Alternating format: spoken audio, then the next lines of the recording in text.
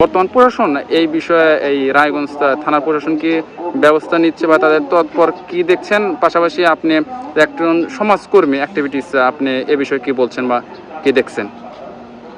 আচ্ছা, গত শুক্রবারে আমাদের চান্দাইকোনা উচ্চ বিদ্যালয়ে ক্লাস 9-এর শিক্ষার্থী মুনিয়া সুইসাইড করছে। সুইসাইড করার কারণ হচ্ছে নীরব নামের একটা ছেলে।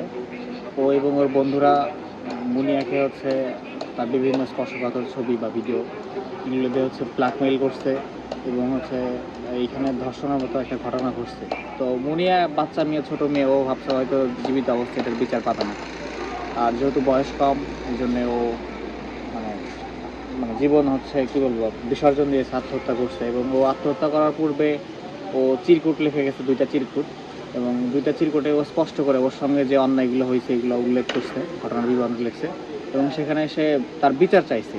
সে মৃত্যুর পূর্বে যে চিরকুটটা লিখছে সেখানে সে লিখছে যে যারা এই অপরাধগুলো করছে বা ওকে আত্মহত্যা করতে বাধ্য করছে তাদের জন্য কঠিন বিচার করা হয়, কঠোর বিচারের জন্য নিয়ে আসা হয়, বিচার দাবি করছে। আর রায়গঞ্জ থানা পুলিশ প্রথমত মামলা তার পরিবারের পক্ষ থেকে মামলা করতে চায় না, বিভিন্ন পারিপার্শ্বিক কারণে চাপ ছিল। তো এখন সবাই বিষয়টা নিয়ে কথা বলতেছে। তার পরিবারের পক্ষ থেকে গতকাল মামলা করা হয়েছে। আজকে আমাদের সার্কেল এসে আসছিলেন আমাদের ওসি। তো ওনারা হচ্ছে ইতিমধ্যে ঘটনার তদন্ত শুরু করেছেন এবং আশা করছি খুব দ্রুত আসামি গ্রেপ্তার হবে। এবং আমাদের ইউনো জনাব আব্দুল খালেক পাটোয়ারি, উনিও এই বিষয়ে খুবই তৎপরতা, শুরু থেকে উনি তৎপর আছেন। উনিও ওনার তরফ থেকে সার্বিক সহযোগিতা করতেছেন। তো আশা করি খুব শীঘ্রই আসামি গ্রেপ্তার হবে।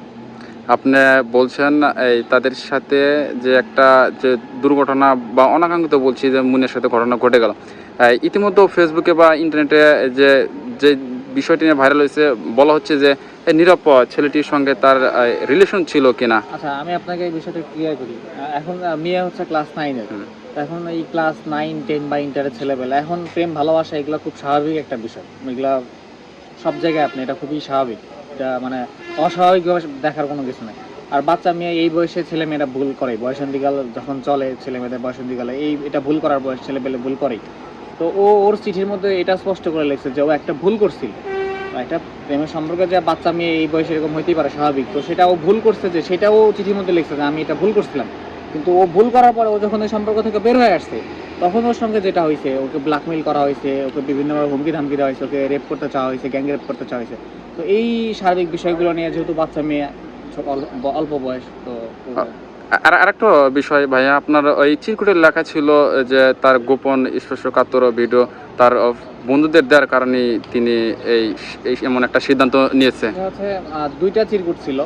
একটাতে হচ্ছে ওর যে মানে এই যে শারীরিকভাবে নির্যাতন বা যে অন্যায়গুলোর সাথে হয়েছে সেই বিষয়গুলো একটাতে উল্লেখ ছিল, এবং আরেকটা চিঠিতে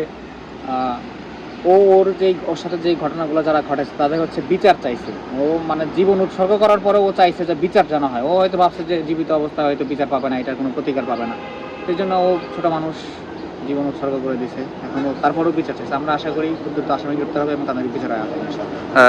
ধন্যবাদ আপনাকে। আপনি একজন সমাজকর্মী এবং ন্যায়ের পথে কাজ করছেন।